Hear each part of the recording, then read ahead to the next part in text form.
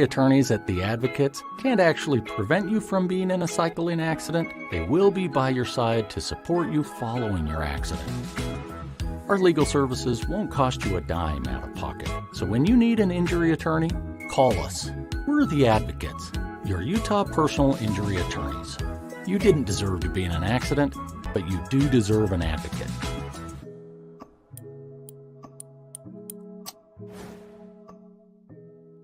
This is The Monty Show, the truth in sports talk streaming. When you want unbiased opinions about your favorite team without the spin, all you have to do is find The Monty Show, streaming live and available 24 hours a day, 7 days a week on YouTube. And now, here's Monty. Hey, The Monty Show, live on your YouTube machine. Happy Wednesday, the 3rd of July. As always, we are presented by The Advocates at theadvocates.com. Folks, it is the 4th of July. It is a long holiday weekend for you. Please be careful out there. But remember, if the worst of the worst happens, be ready to call The Advocates. In fact, you can chat with an injury attorney live online 24/7, 365. That means the 4th of July, the 5th of July, all weekend long. If the worst happens, make sure you chat with an injury attorney at theadvocates.com, and it won't cost you a dime seat because you don't pay the Advocates unless and until they win your case, no matter where you are. Get to theadvocates.com.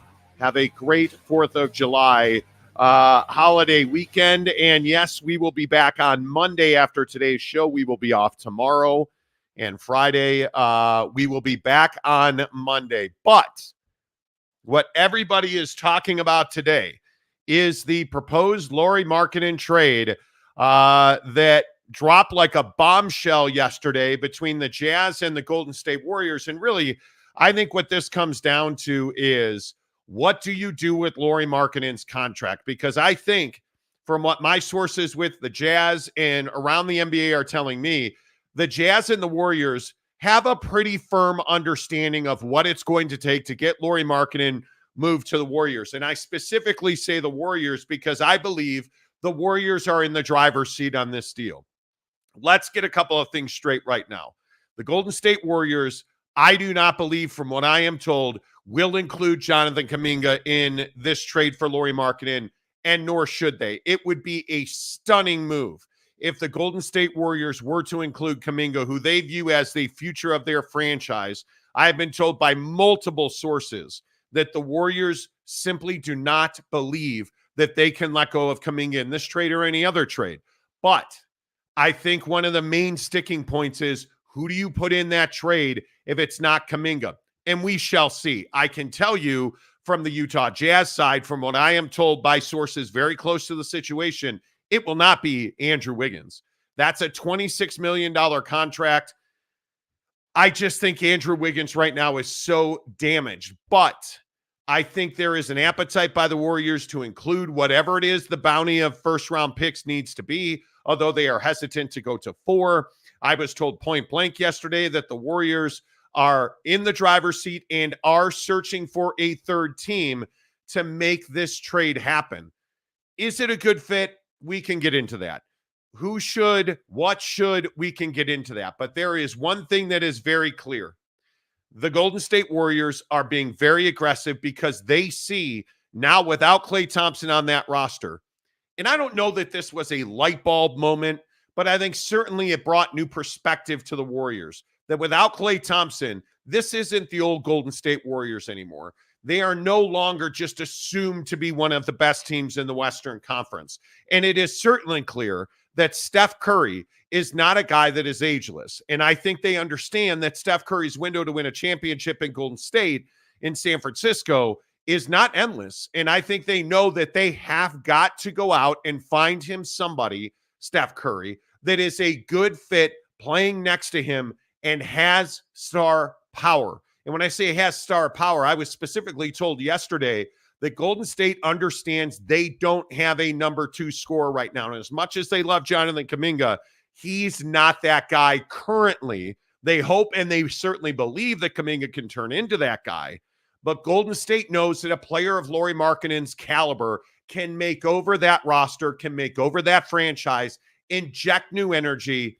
He's a guy that plays low-impact basketball, and I think that's really critical because here's the other part of this equation that I think a lot of people don't understand.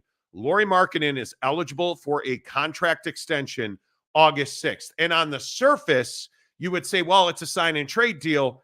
Not so fast. If the Utah Jazz extend Lauri Markkanen, they cannot trade him for 6 months. And I think the other part of this conversation that is so complex is how much money is Lauri Markkanen willing to leave on the table in an extension scenario with a team, I don't know, the Golden State Warriors, that he would be traded to. Because if you trade him, one of the things you have to remember is he's on an expiring deal. He is eligible for an extension, and the model here would be to renegotiate his deal and then extend him so that he would be able to earn the most money possible. By some accounts and by sourcing yesterday, I was told that if he is traded and renegotiates, Golden State would not be able to pay him nearly as much as he would get from the Jazz. It's about a $7 to $9 million difference. I think that is significant. Is Lauri Markkanen willing to forfeit $7 to $9 million to play not in Utah, but to play in San Francisco for the Golden State Warriors? Jake, I think that is the most pertinent question on the table. Yeah, and how much does he prioritize winning right now? I mean, obviously, Lauri's been, around the league a little bit. He's played for a couple of teams now, and obviously he hasn't had the chance yet to play on a championship caliber team. And does Lauri view the Warriors situation currently with him, if he were, to be on their roster, does he think that's a championship caliber fit? And I think that's a really interesting conversation because I do think Lauri belongs on a championship caliber team. I do think that he is absolutely good enough to help you win a championship in your starting five. And I think, that's on both ends of the floor. And that's kind of the beautiful thing about his game. Like you said, I mean, he's somebody that obviously can fit in. He's somebody that can play with Steph Curry, which I also think is something that not a lot of people are talking about. Steph Curry obviously has a specific skill set that allows him to be elite, but for him to use that skill set, he needs guys around him that are willing to play within that system. And that system is a lot of motion, a lot of ball movement. It's not a traditional, we're just going to set some picks and, play drive and kick, obviously. So I think that for Lauri, Golden State would be a pretty good fit, mainly because he's got size. They don't have size. He knows how to play down low. He can shoot it when he needs to. But the beautiful thing is he doesn't need to shoot the three at a real high rate on that team. So I think for Lauri, it's a great fit. I don't know, though, as far as the Jazz are concerned, how willing they are to acquiesce when it comes to draft picks. And I think this is a conversation we've been having for years now with the Ryan Smith-led Jazz, where you've got Danny Ainge and Justin Zanuck in that front office. And Danny Ainge clearly prioritizes getting the absolute most he can out of every opportunity. And I'm curious, when you did the deal that brought Lauri to the Jazz, was your thought, hey, we're gonna inevitably move Lauri in 2 seasons, and that's why you were excited to do the deal you did? Or did the Jazz really want to build around Lauri? Because that's the only thing I can think of. If you're that, if you're that steadfast on getting 4 picks out of this deal, you clearly are saying, hey, this is somebody that we feel we could build a championship around, and we're not so ready to just give that guy up. So I think that's an interesting dynamic as well. Yeah, I think this all ultimately comes down to Lauri Markkanen's willingness to commit to the Golden State Warriors in the long term. And can the Golden State Warriors find a third team to take Andrew Wiggins? I think that is a huge question mark here, because if you trade for Lauri Markkanen, you will likely need to use your own cap space to extend him. If you are the Golden State Warriors, are you willing to give up multiple years of first-round picks on a 1-year rental? And right now it would appear that the Golden State Warriors are not willing to do that. And I think it is a big question mark as to whether or not this deal happens with Golden State, because I also think San Antonio and Sacramento, and I think Sacramento's a team we've talked about with Lauri on this show in the past, really over the last week or so. Sacramento is not nearly in the leverage position, in my opinion, from what I've been told, that San Antonio and Golden State are in. I don't know that Lauri Markkanen has an appetite to extend with Sacramento. I think he absolutely wants to be in a position where he believes that he can compete for a championship and get paid what he has earned, because I think Lauri Markkanen is well aware of one thing very clearly. He's on a team-friendly deal. And he, in my opinion, is not going to do anything that's going to damage his ability to make a pretty lucrative jump in compensation next year. I think he'd like that to be now. But I also think Lauri Markkanen, from what I understand, is a guy that wants to play in big games. He wants to play in meaningful minutes. He wants to play in leverage situations. And again, I think a lot of people have been talking about, his age, and Lauri Markkanen's a guy that has 10 years left in this league, in my opinion, if he really wanted to play that long. He does not play above the rim. He's not a guy that bangs. He's not a high flyer. He's not somebody that you necessarily worry about the wear and tear on his body. He's been a pretty durable player in his time in Salt Lake City. So I think he is a really good investment. And I think that's why San Antonio, and I really think it's San Antonio and Golden State. I don't see an avenue. Like, there were a lot of wild rumors yesterday about the Lakers. I've been told that the Lakers and the Jazz have not had significant substantive talks surrounding Lauri Markkanen. And I do not believe for a second that Ryan Smith, the owner of the Utah Jazz, will trade Lauri Markkanen to the Lakers. I don't believe he would do that.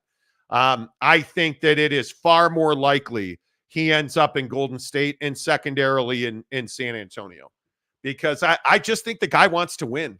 And I think if he's not going to win, he wants to play in big-time basketball games that matter. Yeah, well, and I think when you're playing for the Jazz for a couple of seasons now, with all due respect, he hasn't had that opportunity. And I think that, if you're Lauri Markkanen, you're obviously you're not stupid. You can see where this organization is at right now. You obviously understand, the runway that is getting back to playing playoff basketball in Salt Lake. And I think that, the other thing in this situation is that it's not like there's a bunch of marquee guys available now in free agency and around the league. I mean, Lauri very clearly is the last, hey, this is somebody we can go and get who will make a difference for our organization. And that's why I think the Warriors want him so bad, because obviously Klay Thompson leaving is a clear departure of a 13-year run in Golden State, where they were a dominant team. And now that team's been broken up, and now you got to go and replace it. And Lauri's the last guy left. And so you have this sort of power struggle happening where Danny wants 4 picks and the Warriors want their boy. And, the Lakers don't have what they need to go ahead and get the job done, which is why I'm guessing they haven't tried to get Lauri, because again, you're going to need a lot of picks to make this happen. Because if Bridges got what he did, if Bridges got that many picks, how are the Jazz not asking for that many with Lauri? I don't even think it's a matter of the Lakers not having assets. They don't have the cap space to lock Lauri Markkanen in long term. And if you're going to give up significant assets, you can't do it on a 1-year rental. Yeah. And I think that is the single biggest issue. And you know what? Lauri's a guy that I think is acutely aware of his value. I believe he would leave money on the table to go to Golden State. I believe that is very possible. I think that if you are the Jazz, you have a very small window in time to make this deal happen. You probably have 2 to 3 weeks, because you cannot go to training camp with him on your roster without an extension. And if you extend him, I think it's a very interesting point. The days that you extend him, it's 6 months. And it's not rocket science. If you do some math, and let's say you extended him, I believe his extension eligible date is August 6th. Mm-hmm.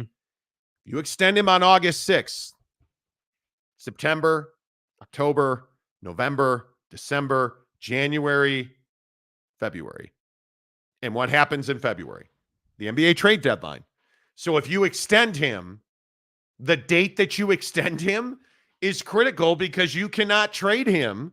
And I don't want to speak out of turn. I want to make sure I get it right. But if you extend him and you miss the NBA trade deadline, I think you're damaging yourself. Well, and I think the willingness to do deals at the deadline is also something to talk about with the Jazz. I think, last go around last year at the trade deadline, up until probably, if memory serves, 4 days before the deadline arrived, the Jordan Clarkson situation was very clear. Jordan wanted to be traded to a championship contender, and then that didn't happen somehow, and things changed. And so I think when we look at Lauri, I think it's hard for a player like Lauri, because obviously Lauri wants to play championship basketball. He wants to get to a good situation, and he wants to take advantage of being in his prime. And I think that's the hard part. So if you're Lauri Markkanen right now and you're waiting to hear whether you're going to be, let's just keep it simple, a Warrior or a Jazz man, you're looking at this and you're saying, okay, if I'm a Jazz man, obviously I'm going to get paid, right? And obviously, that's great, and everything's kosher that way. But that means that, I'm still going to be talking about being traded potentially, assuming, as you're saying, they get that extension done, in a timely fashion. Yeah. I'm still looking at being traded at the deadline. And so then my mind immediately goes to, well, are the Jazz even willing to do a deal of that size at the deadline? Because they have shown a real hesitancy to do that type of deal in the middle of the season. And I'm not criticizing them for that. I'm just simply saying that's what we've seen. And I don't know that. So that's what I'm saying. I think this Lauri deal with the Warriors does feel like you're going to do this and you're going to show a willingness to want to do this deal from the Jazz side of things, or you're going to be steadfast and you're going to be a hard ass about 4 picks and it's your way or the highway. And you are acting that way with the understanding that, yeah, we're going to extend him as soon as we can if this deal doesn't get done, and we'll kick the can down the road. And I think for Lauri, that's a difficult situation to be in. Well, and I also think that a very good point was made to me yesterday about players trusting the Utah Jazz. Because you look at the Donovan Mitchell, Jordan Clarkson situation, those were curveballs. We I think have seen the Jazz turn their plan up on its ear. And I think that, when you tell Donovan Mitchell and his camp that you're going to trade Rudy Gobert and you're going to build around him, and then you honor a trade request that, and who knows the convoluted truth of that, because Donovan nor the Jazz have ever talked about it. Right. The Donovan Mitchell situation, I think, got ugly. The Jordan Clarkson dysfunction last year turned some people in that locker room off. I think that their hesitancy to renegotiate Jordan's deal up until the very last moment of his opt-in, opt-out, I think turned some people off. So I'll be interested to see how they handle this Lauri Markkanen situation. I think Danny Ainge understands. You either extend him and you are unable to trade him, or you trade him and somebody else will have to renegotiate and extend him. Mm-hmm. That's it.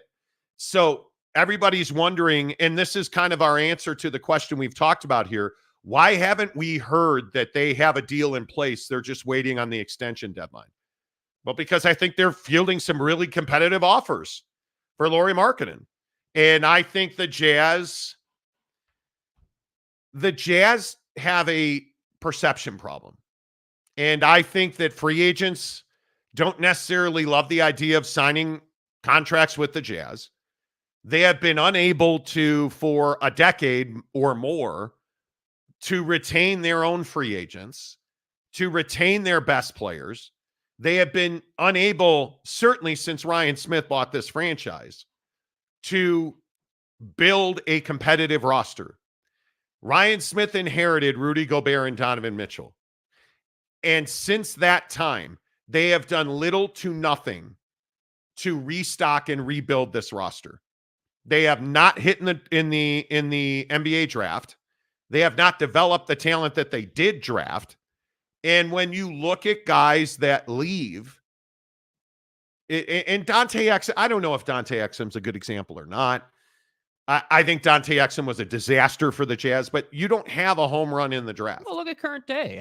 I mean, we're sitting here talking about a Lauri trade. Like, I also think the under the radar conversation happening is Walker Kessler. Walker Kessler is a guy that, If Walker Kessler gets away from you and gets to another organization, I'm telling you, he's going to turn into a great big man in the league. He's got talent. He's young. He can run. He's got everything that he needs. And what's disappointing is that, we're obviously heading into summer league season in the NBA, and the Jazz put their roster out yesterday, and it's basically their regular season roster all going to summer league, which is fine.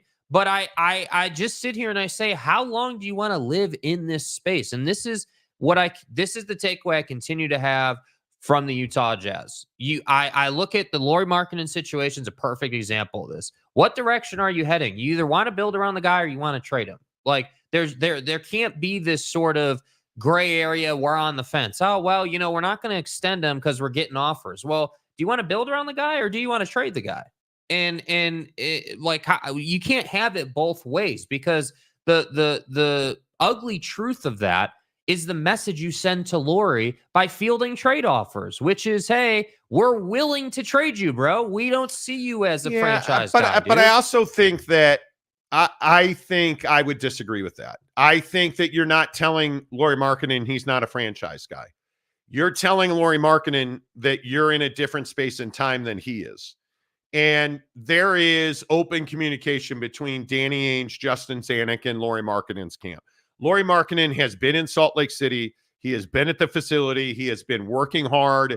He has been around the team. There's no secrets here. Nobody's caught off guard. So I don't think you're sending the wrong message. I think what you're doing is just perpetuating what is now becoming the unspoken truth. You don't go to Utah to build a career and win a championship. That's the truth. Yeah. It's why you were never going to get Mikal Bridges. It's why you, in my opinion, have not been able to secure, even when you have had assets in cap space. For how many years have we talked about the Utah Jazz assets? You've been unable to leverage them. You have not been able to do, and I use Golden State, I think, as a great example. You've never been able to Steph, Clay, and Dre. You've never been able to do that. You've never been able to go out and get Kevin Durant. You've never been able to go out and reload. You're talking about a situation where the Golden State Warriors, and Andrew Wiggins is a wreck now, certainly. He was a critical part of a championship. Absolutely. Right? So you went out and got the guy. You paid the guy. You won with the guy. And now you're going to wind up moving him. And I think one of the most critical facets of a Lauri Markkanen deal will be Golden State's ability to move on from Andrew Wiggins, to create the space necessary to sign, to essentially renegotiate and extend Lauri Markkanen's deal. I think you're going to have to do that. That's going to be very difficult to do. I think it's going to be very difficult. And I think that if you are San Antonio, and to a lesser extent Sacramento, do you believe that you can get Lauri Markkanen to sign an extension? I would think that it behooves Lauri to do that, because if he does not get a bump in pay this coming season, if he doesn't renegotiate his deal, it hurts him significantly. It hurts him significantly. A little breaking news out of the NBA, a Woj bomb. Woj. This is not surprising. According to Adrian Wojnarowski, LeBron James has agreed to a 2-year, $104 million maximum extension with the Lakers. So not surprising at all. Not surprising even a little bit. I think we've all been waiting for that deal to come down, and there it is. Now you have a clearer picture of what this roster looks like. And so for the Lakers, I ask, are you going to make a DeMar DeRozan trade? And I'm really curious to see what it is that the Lakers do here, because you're not good enough. You're not. Yeah. You're another significant contributor away from competing at the top of the Western Conference. And I think, obviously, DeMar DeRozan's the guy that's available. Can you go and make that deal? Again, this is a very difficult situation. The Lakers don't have the cap space to sign DeMar DeRozan, so you need a sign and trade. The Bulls essentially said yesterday they were willing to do a sign and trade with DeMar DeRozan. So it'll be interesting to see how all that plays out. But LeBron, I loved all the people who were out here being like, oh, he's going to talk to other teams. He's not. They just drafted Bronny. Yeah, he ain't going anywhere. He's not leaving LA. Yeah, and like, who's surprised stop. the new deal includes a no trade clause? I mean, that's what it should be. Yeah, that's a given, though. For a guy like LeBron, LeBron's not going anywhere he doesn't want to go. So, again, you look at LeBron versus Lauri's situation, completely different.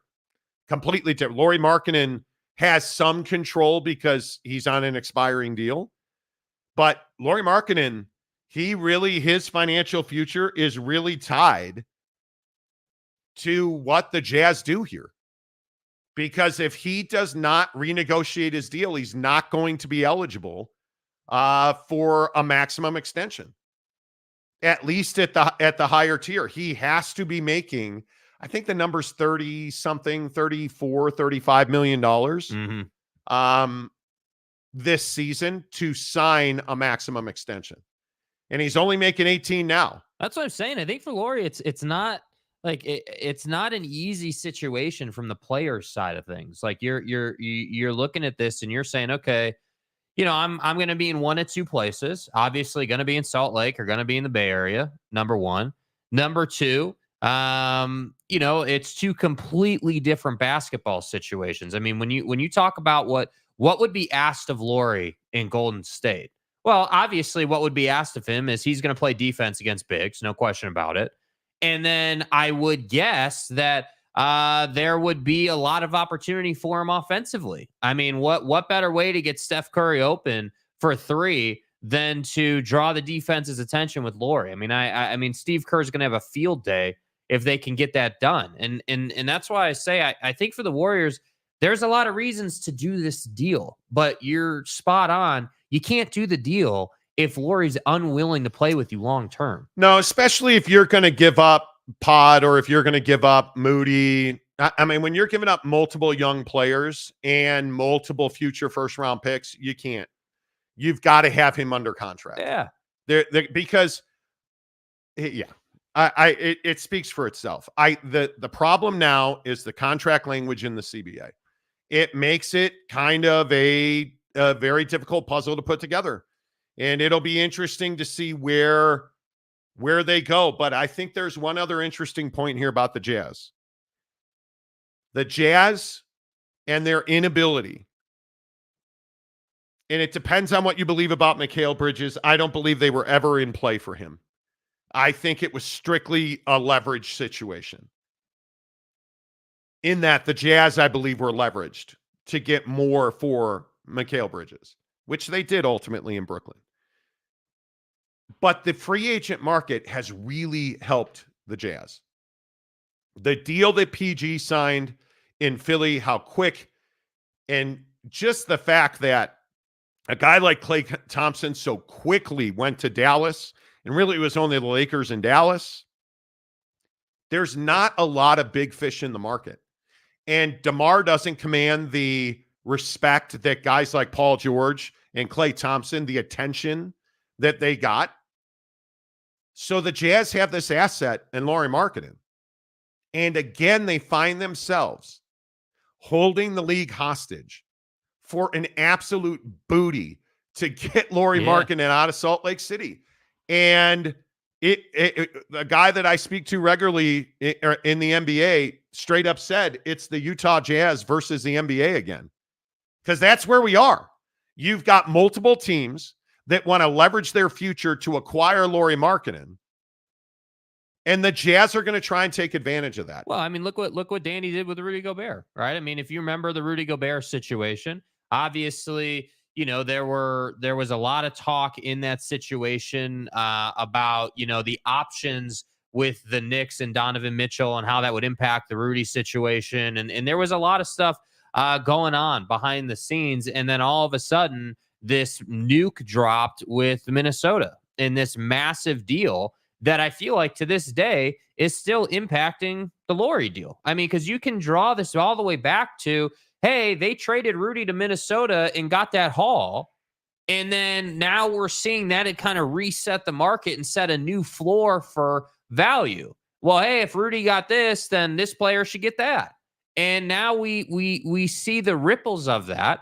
And again, it's what we said the day that it was announced Danny Ainge was coming to the Jazz, which is Danny Ainge understands how to read the landscape and understands how to position his team in a way that has leverage. And so that's why I say, like, I don't think that they've done a poor job with Lauri, but what I'm concerned about is just if you're this serious about trading the guy, right? If you're this open to it because he is an asset and because of the position you're in, what is your plan moving forward? Because I still don't quite understand that from an organizational perspective. What is the game plan? Because I'm kind of with you. I'm a little burned on, hey, we've got this just gold mine of year after year after year, pick after pick after pick. And this is cool. We're getting guys, right? Like we're like, even with the Filipowski off the court issues, he's a damn good basketball player, right? Like you had a good draft this year, but can you turn these guys into don't forget actual, Drew Eubanks. Well, as everyone wanted to say, big game hunting, right? But you have like these guys, and the only question that everyone wants to ask is, can you develop them? So if you trade Lauri, what are you now? Well, you're right back to where you were, which is ton of picks, ton of assets, ton of young guys. And I'm not sure you can develop them into what you need them to be, because that's the thing. I don't care who you're trading or not trading. If you can't develop guys inside your organization, that will prevent you from getting to that next level. And that's what I'm concerned about for the Jazz. And they just have an ass load of cap space. They have assets but again, not to be redundant, this is why you don't sort of tank. This is why if you're going to tank, go full San Antonio Spurs with Victor. Like you have to go to great lengths to lose games. And here's exactly what I would do if I were the Utah Jazz. I would trade Lauri Markkanen and Walker Kessler. I would do that. I would try to make it a 3-team deal. I would try to get at least 2 first-round picks in the coming draft. I would try to at least, in the most difficult part of this, I would try to at least get a franchise projected young player. The Warriors are not going to trade Kuminga. And let's be honest, I don't know that Jonathan Kuminga projects to be a franchise player. He has not shown that. He has not been that. I don't know if I were Golden State, I probably wouldn't trade him either, but I don't know that Jonathan Kuminga meets that bar. If you are, who's got multiple young players? If you are Oklahoma City, are you trading Williams to get Lauri Markkanen? You're not, right? If you're Sacramento, are you trading Keegan Murray to get Lauri Markkanen? You're not. No. Right? You're not going to do that. So it makes it really difficult if you're the Jazz. You're in a no-win situation with Lauri. Make the deal. Well, and I think it's interesting when you take a look at Brooklyn over the last couple of years, right? Like Brooklyn was a terrible team, then got involved in the Kevin Durant situation, right? And they bring in KD, and obviously you had Harden, and those two guys played like 5 seconds on the court together, and then the Ben Simmons saga, and now we've come full circle, and they tore that thing down, and they've traded everything that they had on that good team, and they're right back to where they were. So it's not a question of whether franchises will inevitably be in the position the Jazz are in. The only question is, how long will it take you to get to a place where you're competing for a championship? And this is where people, tend to get a little upset with us when we say, hey, like, I don't know that I trust the organization right now with what they're doing today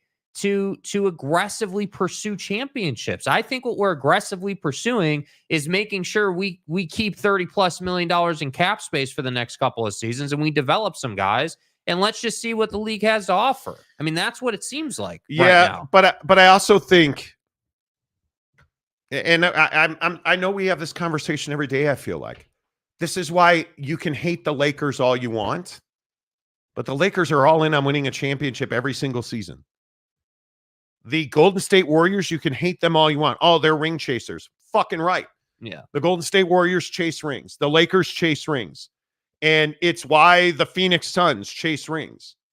Some of them do it well, the Lakers and the Warriors. Some of them don't. The Phoenix Suns haven't yet. Mm-hmm. Would you rather be those guys, or would you rather be the Utah Jazz who can't sign free agents because free agents don't want to sign with the Jazz? And you consistently bungle situations. In my opinion, I think they completely mishandled Donovan Mitchell. And it perpetuates this belief that guys don't want to play here. Yeah. And so now you find a guy, and Lauri Markkanen, who seemingly loves Salt Lake City. And I feel like you're in a position where you have no choice but to make this deal, because if you can net 4 first-round picks and 2 young players, how do you say no to that? Because you're not winning this year. Lauri Markkanen, if he stays in Salt Lake City, gets renegotiated, gets a max extension, how many games does he play this year? Why would you play him more than 40, 45 games? Agreed. You think Lauri Markkanen wants to waste a season in meaningless games? Because there's not going to be a meaningful game for the Utah Jazz this year. Yeah. There's not. The hard truth is you'd rather be the Lakers as much as you hate them. You'd rather be the Warriors as much as you hate them than the Utah Jazz. That's the bottom line. Frankly, I'd rather be the Jazz and the Bulls, and I'm a Bulls fan. Yeah. Growing up in Chicago, I'd rather be the Jazz and the Bulls who are a rudderless ship and who have guys walking away from them. Then I would rather be the Utah Jazz and the Chicago Bulls. But that's just about it. You want to be Philadelphia? You want to be the Knicks? How about the Brooklyn Nets? You can't tell me Joe Tsai doesn't do what he has to do or can do it in moments in time. The fucking guy went out and got James Harden and Kevin Durant. Yeah. And Kyrie Irving and Ben Simmons. Like, I'd rather be the Sixers going out and getting Paul George. It's amazing to me that you have a team in Salt Lake City who's so focused on winning a Stanley Cup that they're not spending money. And there was a new article that came out that you were talking about yesterday about the financial outlay that Ryan Smith, the owner of the Utah Jazz, is going to have to make to rebuild Salt Lake City. And it's hundreds of millions of dollars. Yeah, I mean, basically, in simple, basic terms, this deal between SEG, Ryan Smith, and the city is, hey, you know, your cost to renovate the Delta Center is going to be, you know, for hockey to accommodate the hockey team is going to be about $500 million. Then you've got another 325, and that's an estimate in the deal. That's not even a hard, like, vetted out number, but 325 million to renovate the district around Delta Center. Yeah. And the deal has a situation laid out where if the hockey team or the Jazz leave the building, you are going to pay financial penalty in both lost, like unrealized payments to you. We'll stop paying you, and you're going to have to pay back any money that we did pay you. And I think that's the hard part, because Ryan Smith, I feel like, to your point, is focused on the hockey team and is focused on the building itself. And I think what's interesting is I understand that NHL teams don't often become available the way the Coyotes were available, but I also don't feel like Ryan Smith knows how to win in sports. I think he knows how to build business, and I think he knows how to make money, and I give the guy all the credit in the world for what he's done. But I'm not going to sit here and believe that this guy just all of a sudden woke up the day he bought the Jazz and knows how to build either an NHL winner or an NBA winner. If I say the Lakers, are they winners? Yeah. Absolutely. We're going to talk about Jerry Jones and the Cowboys in about 20 minutes. Winner? No. Trying to be? Yes. Genie Bus. Winner? Yes. Yeah. You can mock. You can laugh. You can laugh at Rob Pelinka. They recently won an NBA championship and went to a Western Conference Finals. What would Jazz Nation be saying if you had won the bubble championship? You wouldn't be mocking. Championship. Right? You wouldn't be mocking. But again, I just think we're in this space and time with the Jazz where they're not going to take on payroll. They're not going to pay luxury tax or anything close to it. And I think they're going to tell you, well, we tried, but I don't really care what you tried to do. Yeah. What matters is, are you a competitive NBA franchise? And again, I'm sorry to tell you, Jazz fans, because this show's a hell of a lot better when the Jazz are winning. Oh, without a doubt. When the Jazz are winning and we're talking about Donovan Mitchell and Rudy Gobert, and we're talking about Western Conference Finals and Bojan Brickovic missing a 3 in Dallas, this is a better show. That's not going to be, I don't believe that'll happen in the next 2 seasons. I don't. I think your timeline has been remarkably slowed by the NHL, and I understand it, but don't tell me you're big game hunting. Don't turn around and tell me Keontae George is not a number 1 point guard. I think that's one of the single biggest mistakes Danny Ainge has made. And he hasn't made a lot of them. Danny Ainge made a mistake in talking out the side of his mouth on Keontae George. Because I do think Keontae's got number 1 point guard written all over him. He does. He needs development, but I think he's got the talent. Certainly, he's got the shooting mechanics to be a number 1. I definitely think he's got the court vision to be number 1, and I do think he's got the right attitude. Because I also think that's a big part of this, man. Like, you look at the organization and what's going to happen when, so let's say they do the Lauri deal and that happens and we head that direction. Yep. What's going to happen when you're high up in the draft and you get into next year's draft, which is allegedly going to be better? Obviously, everyone's all hard over Cooper Flagg and, this group of guys coming in. What's going to happen when you draft a guy who knows he's the best player in the draft and knows that he can command money, and you have to deal with that? Because we haven't gotten to that phase yet, because, again, and I also think it's a really good point that's been made, you didn't exactly execute on the tank job last season. You won some games there at the end that you should not have won. Because you extended Jordan Clarkson instead of trading him. It is what it is. I would just point out, Donovan Mitchell signed a $150 million extension in Cleveland. Your best players are playing at a high level. There's no question Minnesota has gotten a little bit more than you got out of Rudy Gobert. Now, that's dysfunctional as hell. Mm-hmm.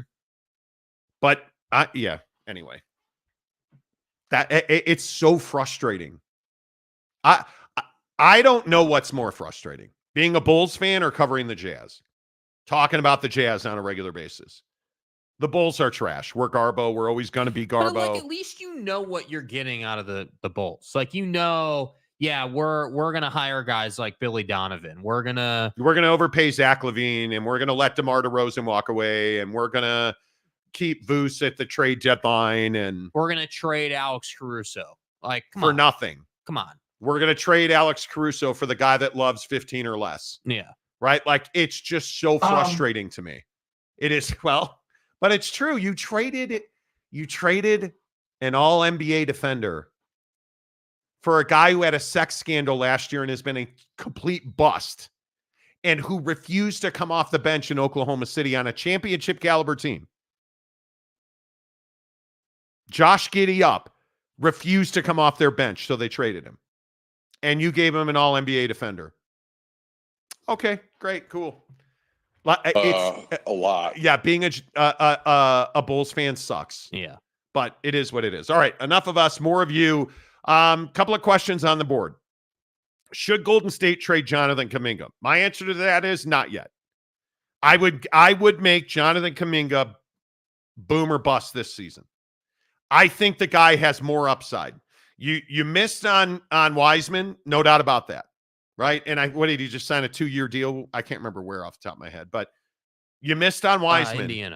Indiana. Yeah. You cannot miss on Kuminga, because if you trade Kuminga to the Jazz, where he'll be here for 15 minutes, he's going to be their best player. Right.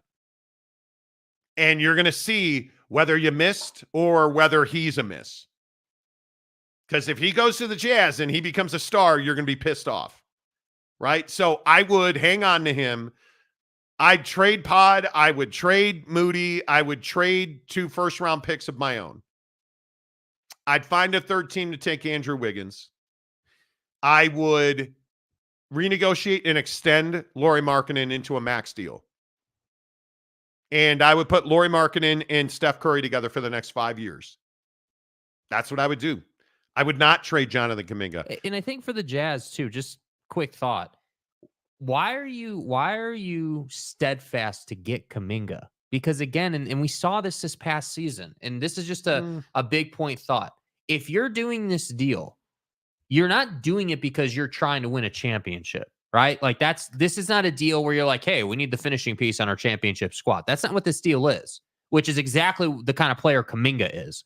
Kuminga's a finishing piece, a guy that you put on a championship roster to help you win one. He's that additional 15 to 20 a night on his best nights right now. So if you're the Jazz, my point is, why are you stuck on this guy to get this deal done when you're in a place where you're tanking? You need to give your young guys as many minutes as possible, and you're going to be high up in the draft again next year. Yeah, I look at Jonathan Kuminga and what I don't know. I have no idea. I think he's 21 years old. I shouldn't say I have no idea. I think 21 years old. This will be his age 22 season because he's 21 years old, 271 days, right? So when the season starts, he'll just have turned 22. He had a career year last year, 16 points, 26 minutes a game. He took a step back, but attempted more 3-point shots. He's only a 32% 3-point shooter, but I think if you're the Jazz and you have Jonathan Kuminga, you're playing him 35 minutes a night. You're tagging him with this young group and you're playing him 35 minutes a night. That's why you want him. Now, the unfortunate part is you're probably developing him for his next stop, right? Like if we're being brutally honest. Yeah, you got to make him better so you can add value. I think that the Jazz would love to get Jonathan Kuminga. And I don't think the Warriors will trade him. Yeah. I truly do not. Brandon Butler, what's up? Good morning. I don't think the Jazz have a choice but to bottom out. Don't misread where you are. Lauri is great, but you are not anywhere near a playing game. Agreed. And I think that Lauri, from what I've been told, Lauri Markkanen wants to play in leverage games. He wants heat. He wants moments. And I can't blame him because he's had very few of those in his career. He has had very few of those in his career, and he has not had a single one with the Jazz. So you put him in Golden State next to Steph Curry. I think that's a home run pairing. I really do. With Dre on his way out, who please stop doing podcasts because you say stupid shit all the time, Dre. But I think with Draymond Green on his way out, he is certainly on the backside of his career. I think Lauri Markkanen re-energizes that lineup. I think, especially if you buy into Kuminga and you can have Markkanen and Kuminga on the floor, I think they mesh well. I think it gives Steph a lot more space because, trust me when I say, Lauri Markkanen, you put him one-on-one with anybody and you're going to get beat. Yep. Because he has turned into, and I know he's been invisible in Salt Lake City with some flashes in the pan with that dunk on the Bulls and some really great moments. But just because you're not watching doesn't mean that he hasn't turned himself into a beast. Yeah, he's getting to the line or you're letting him finish. I mean, that's just what it is. He has turned into a beast. And I think you're exactly right that the Jazz are nowhere near it. They're nowhere near it. That awkward guy, the Jazz have fans, and how? Yasin Cowboy, the bubble championship was a fake championship. Tell me you don't know the NBA without. Yeah. Do you know how difficult it was to win that championship? It was very difficult. Brandon Whiteside's, because you can flip a finishing piece. You can. I agree. Let's see. Steve Stepanek. Hello, my friend. How are you? I hope your health is well. Kansas is trying to get the Chiefs to the Kansas side. Yes, we talked about this the other day. I don't know how many of you know this, but the Chiefs in the Rolls on a ballot measure got voted down, which is why Ryan Smith never put the NHL in Utah on a ballot because nobody would have supported him. But the Chiefs and the Royals don't have the money coming from the public side to renovate and rebuild stadiums. So, and I know you're all brilliant. Kansas City, Kansas, and Kansas City, Missouri hate each other, and they're right across the street from each other in two different states. Kansas is preparing legislation to fund the Chiefs and the Royals on the Kansas side of the line. I don't think that ever happens, but we'll see.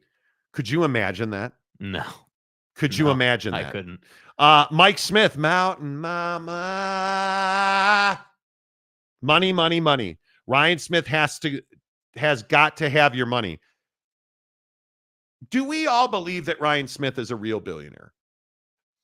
Does Ryan Smith have hundreds of millions of dollars in liquidity? I think that's exactly right. I think he's got hundreds of millions. I don't think he has billions. And I think that I don't think so either. I think that what Ryan did to buy the Jazz was obviously liquidate Qualtrics, right? Sold Qualtrics. And that was great. But now and again, this is opinion. I don't have numbers. I don't have paper to back it up. But my opinion based on his behavior is that now you're in neck deep in the Delta Center, renovation, bring the hockey team here. Hey, by the way, the real reason you got into this was because you grew up in Utah, you're a Provo kid, and the Jazz were your team, and you were supposed to carry the torch from the Millers and Gale. And you haven't really, with all due respect, done any of that. I hate to say it, I really wish it was different, but you've essentially just chop shop this organization, this roster, and we're just sitting here waiting for something real to happen. And I tend to agree. The organization has done put a ton of effort into marketing, which is, hey, Jazz Plus. Oh, we're allowing everyone to watch Jazz games. Hey, look at these terrible uniforms, right? Like, I mean, it's one thing after another that does not have anything to do with basketball that they're focused on. And so that's why I say I don't think that Ryan Smith has, $1 billion just sitting in his bank account. I think that he's got several hundred million, I would guess. I mean, that makes sense to me. But I think his liquidity is locked up in different holdings and companies. And I think a lot of his money is sitting in the ownership stake he's got in the Jazz. And that's what's so incredible to me about what he's chosen to do here. If your money theoretically is attached to the Jazz, you then theoretically would make more money by the Jazz winning.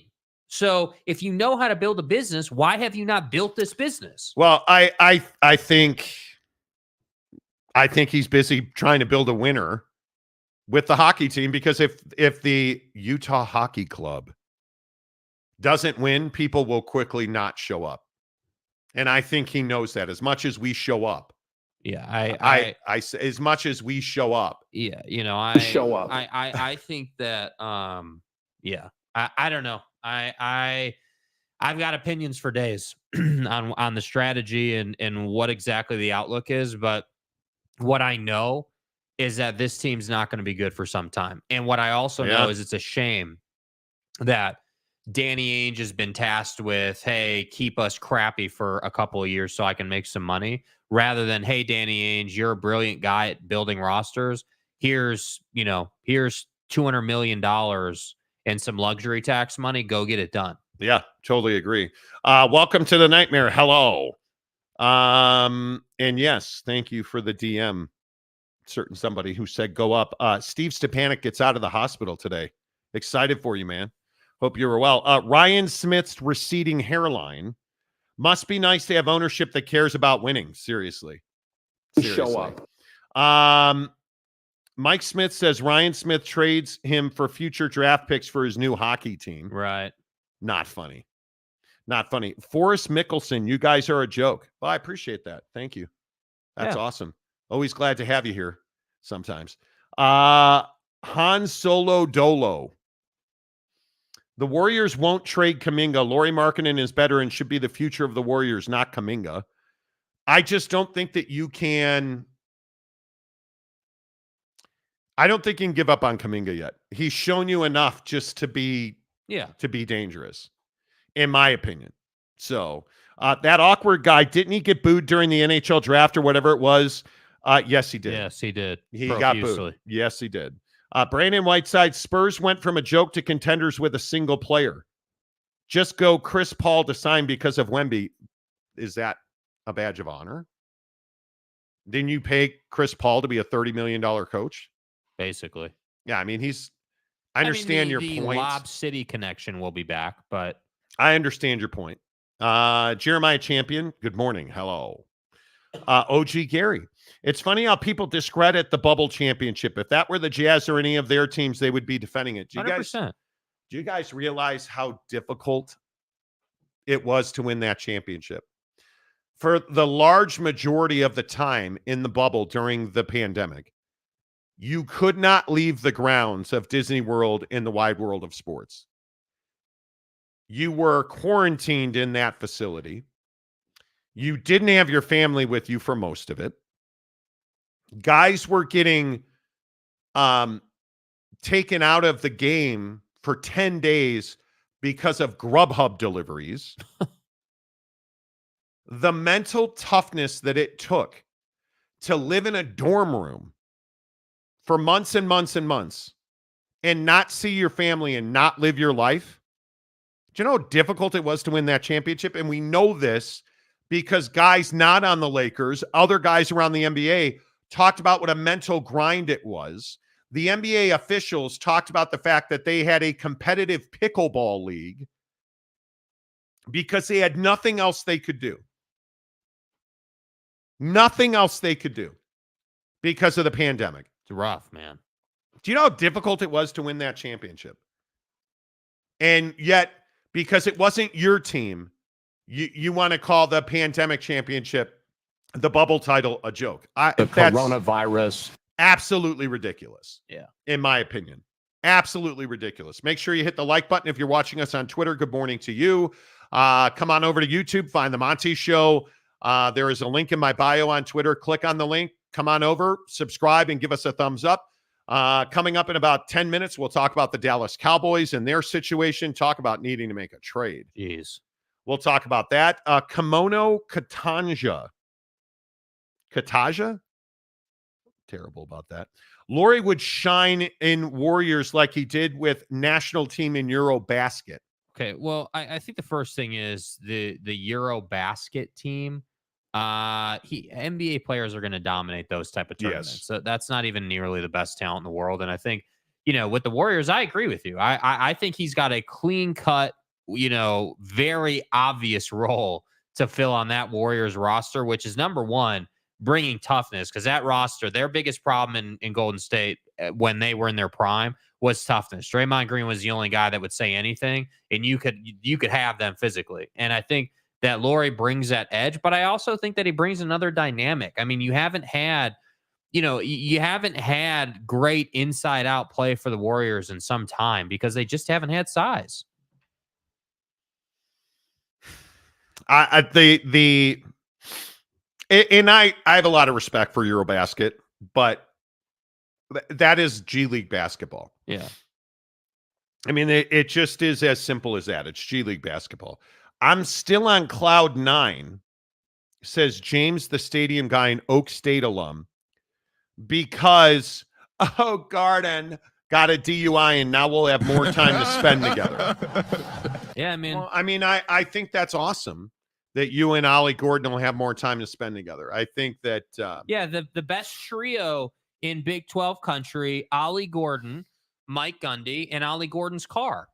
Well, Ollie Gordon's attorney now. Anyway. I'm still on cloud 9 because the Mavs have the best trio in the NBA. Kyrie, Luka, and Clay. My name is Luka. Look, you can live on the second floor if you want. That's not the best trio in the NBA. No. I would also ask you, how difficult is it to defend those three? So, again, I think the Knicks are now the best defensive team in the NBA. I think they have 6 or 7 guys that match up defensively with that trio. How easy is it to defend? Who's another one? I don't know. Joel Embiid, Tyrese Maxey, and Paul George. That is a problem. And you think Luka and his fat ass, Kyrie Irving, America's favorite anti-Semite, and Klay Thompson, whose dad went on the radio in Los Angeles yesterday and talked about how Klay had essentially for his entire career committed to playing for the Lakers and then chose the Mavericks because of income tax. You think those three are better than the Phillies? A really interesting one. Yeah. Sometimes I wow myself with the stuff I come up with off the top of my head. Tyrese Maxey, Paul George, and Joel Embiid versus Dallas. Yeah, I mean, I Who think wins in a 7-game series? I think Philly would win in a 7-game series. Assuming everyone's healthy and it's straight up, yeah, I think Philly wins that series because I don't know who's stopping Joel Embiid, and I don't need Lively and Gafford. See, that's the thing with Dallas. Everyone's like, oh well, this is a great trio, Hall of Famer in the corner, Luka, Kyrie. Yeah, the problem is that Luka and Kyrie are both guys who need the ball to make a big impact. And I agree. When you're Paul George standing on the wing and Joel Embiid is on the strong side block, you don't need the ball to make an impact because what's going to happen? They're going to double Joel because he's going to be, at 30 and 10 at the half. So you're going to start doubling him in the second half. You're going to leave PG open on the wing because you're doubling. And then when PG inevitably gets the ball and you rotate to him, who's going to be wide open? Oh, that's right. Tyrese Maxey, the guy who showed everybody last year that James Harden was holding him down. So I'm just telling you, like, the East definitely got better this go around. But I think that what nobody wants to talk about in Dallas land is that Klay Thompson's got to prove that he's still that dude. Obviously, the Mavericks think he is. Obviously, he thinks he is. But I got to see him be that guy. I need to see, 40% from three for an entire season, Klay Thompson. I need to see, hey, the knee is fine. The Achilles is fine. We're good to go. Like, I need to see that. I believe it's in there, but it's different, like you used to be able to do that. I need to see you can still do it before I'm like, yeah, you guys are the best trio in the league. 100%. UW fan Jim says the Seattle Supersonics haven't lost a game in years. Wow. I mean, wow. And I mean, Russ, KD, and Harden, I mean, the seasons they had last year, it's no surprise. I mean, Sean Kemp, and that left shrimp. I mean, how are the Kraken doing? UW fan Jim. That's awesome. Matt Ritson, hello. How about Utah State football coach fired misconduct in female athletes? Man. Careful. Blake Anderson, the head coach at Utah State, got whacked yesterday, essentially. Put on administrative leave with the intent to terminate him for cause over Title IX issues, violations surrounding the alleged sexual assault and reporting of such behavior. Blake Anderson is not alleged to have assaulted anybody. And it should be noted that Blake Anderson has hired one of the renowned attorneys with the intent to sue Utah State. And I think what's going to be interesting about that situation is yesterday that attorney he hired basically rolled out the point that, hey, Blake shouldn't be held responsible for what one of his staffers did. And the main argument is Blake shouldn't be held responsible for what his boss didn't do in following Title IX guidelines. So that's going to be it. It's an ugly situation. I intentionally did not talk about it today because I just don't think we know what's going on there. I don't think anybody knows enough. I think it's ugly. Nobody has all the details. And I think we're in the part of the process where, it's hey, this, Blake Anderson put on administrative leave. Oh, he's the worst guy in the world. Well, let's see what actually took place. I just don't think it's worth commenting on it until we know. Han Solo Dolo. Half the teams didn't want to be in the bubble. I wouldn't have wanted to play basketball during a pandemic neither. It was miserable. So, yeah, I'm with you on that. Big Blue Horses. Why do you think Smith is pushing for total control of the entertainment district? It's finances. It's generating liquidity because there is a difference in billions on paper versus billions in liquidity. I think that he understands. I think he understands that he is not a sportsman. He is a businessman. Mm-hmm. He does not know how to win in sports. He's proven that. He knows how to win in the boardroom, doesn't know how to win on the court or the field. Stepanek, you need a good bench to win in an NBA championship. I would agree with that. You do, and that's why I think guys like Kuminga are so coveted. That's why deals hinge on, Golden State's willingness to give up guys like Kuminga. And that's why the league will forever be determined by 6 man of the year guys, which is why I say, yesterday in Lakerland, when everybody wanted to talk to Bronny and nobody wanted to talk to Dalton Connect, I don't really understand that, because Dalton Connect is going to have a bigger impact on the Lakers than Bronny is. And that is what should be talked about. Yeah, we'll see. We'll see how all it plays out. I think ultimately it's the Spurs and the Warriors that will end up with Lauri Markkanen. And we'll see what the Warriors are willing to do. Brandon Whiteside's, what if behind the scenes? There's no what if behind the scenes. Lauri is asking to be moved. I'm not going to play. I'm not going to play the what if game. Spending the 4th in Lubbock. Nice. Going to look up wedding venues. That'll be fun. You're moving to Lubbock. Okay. Sidebar for those who are interested. How much do you care about the weather on wedding day? I went to a wedding several weeks ago where it was like 100 degrees and everybody was sweating at an outdoor wedding. And I was like, dude, why are you having your wedding at 4:00 in July or in June on a, on a blazing day? So in Lubbock, it's hot. How much do you care about that for your inside? People? Be inside. Thank you. Inside. I don't have much plans for the 4th of July. The awkward guy, the Mavs are closer to a ring than the Lakers, the Los Angeles LeBrons. Okay, well, I don't know what the point of that is. And I don't know today, are they? Yeah, maybe. But there's this belief that Klay Thompson is going to go in there and be Klay of old. Doesn't Klay Thompson have to show you that he's still capable? Yes. I mean, they had him coming off the bench last year at one point, which people seem to forget. And I maintain that as a third guy, he's better as a third guy. If he's one of your top 2 guys, you're in trouble. And the question is, it's Luka and everybody else in Dallas. And until Luka shows he's willing to be a team player, I don't even know if it matters who you have as second and third option. Which is why I say it's incredible to me that Klay Thompson chose to go there, knowing that. Yep. Brandon Butler, the bubble championships all get minimized. Dodger fan has to hear the same thing as Laker fans. They do. They do. I can't remember his name. It just went out of my... The redheaded third baseman for the Dodgers. Justin Turner. I hate that guy. You're a dick. James, the Knicks are really good. I'd love to see a Mavs-Knicks finals next year. I love how everybody just assumes now that the Mavericks are going back to the NBA finals. Yeah. You realize the West is better.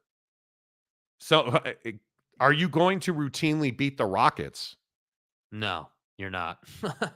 Good luck beating the Rockets, because that's going to be, and I'm not saying like in a series. I just mean on the Rockets are going to be significantly better this year than they were last year.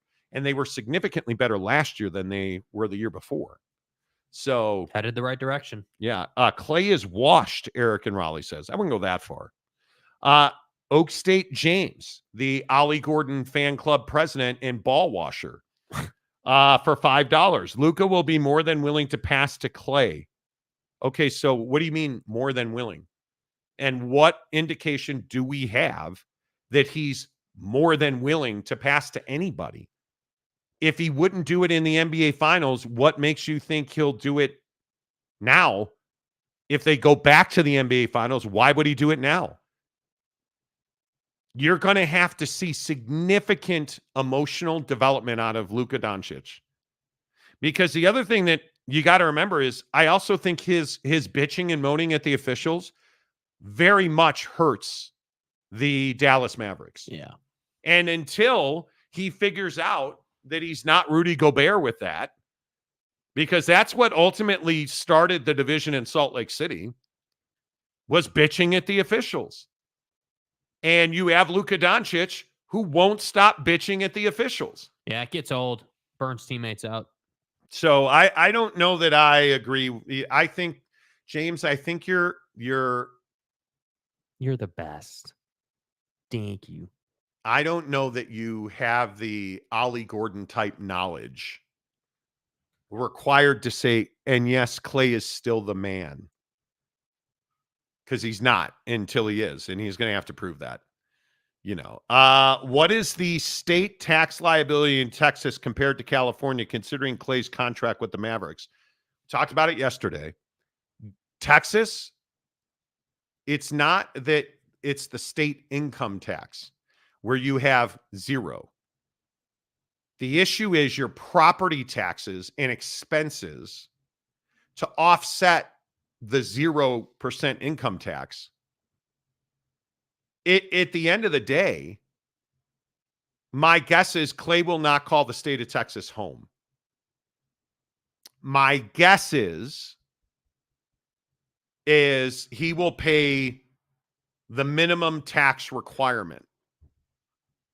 And each one, I think a lot of people, you probably don't give a shit about this, but NBA guys have their own LLCs and businesses for themselves so that they take their NBA money and it's paid to a corporation.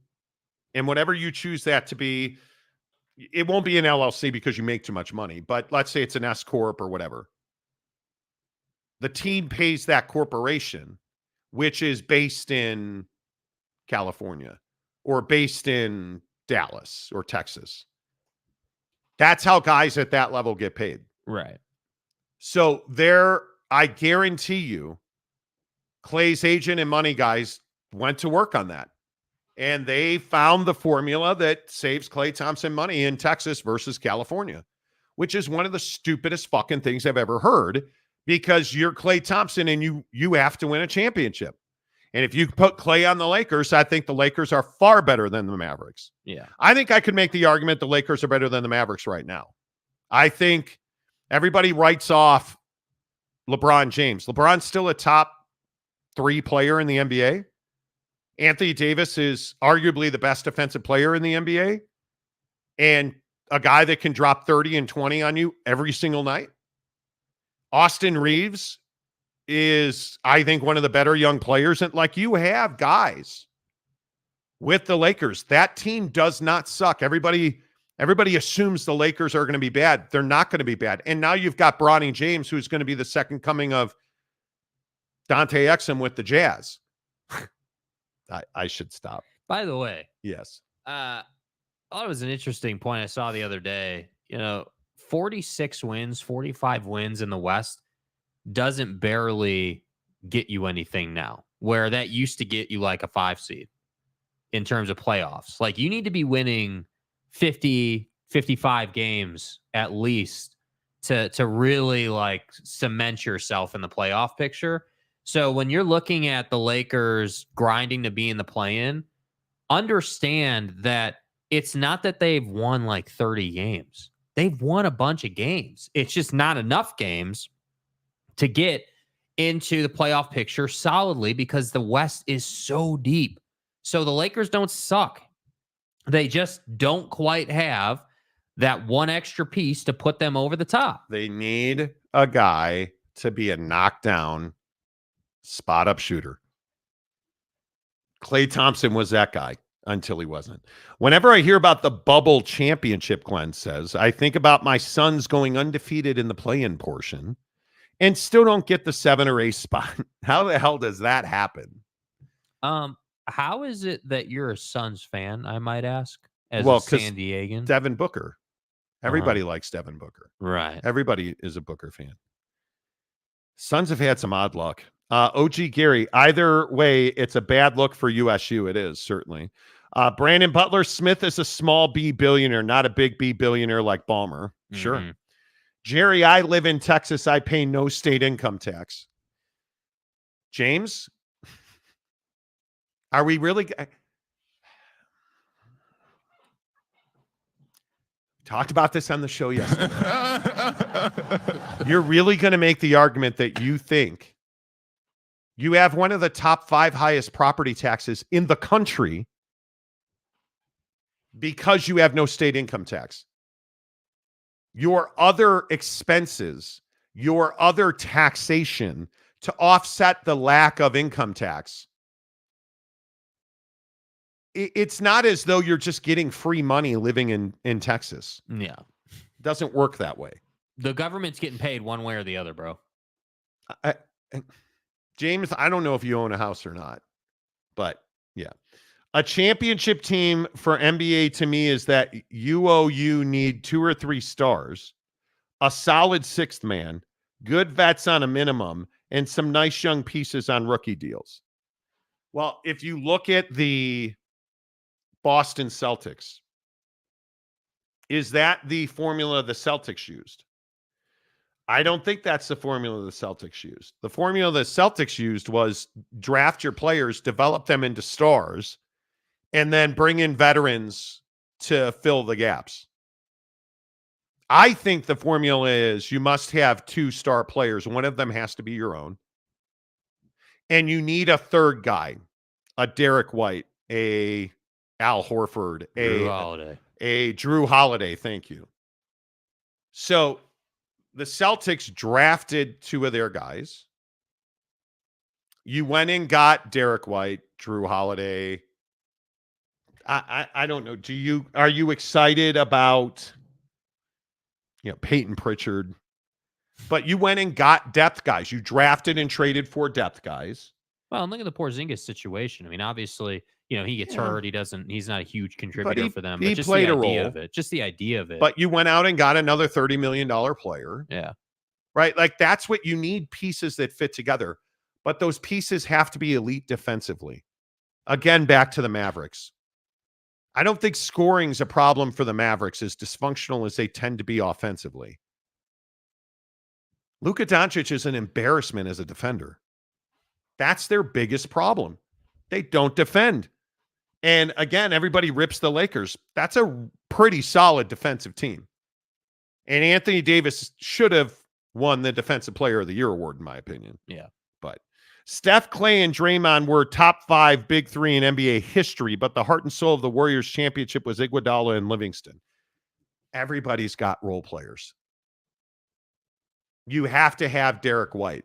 You have to have Steve Kerr, but you John can't Paxson. Even get there until you show the ability to develop your own players. And again, yes. I think that's the most important point. Like there's always going to be, dude, the role of 6th man or key role player in your starting 5 is always going to be there in the NBA. There's always going to be guys you can go and get. But again, for the Jazz, we're not even able to have that conversation because, again, not to hate, I just don't have faith that you can develop guys right now. I don't have anything to go off of that says, yeah, wow, you're really going to turn, again, Keontae or Filipowski or whoever you want to point to, you're going to turn that guy into an all-star level player.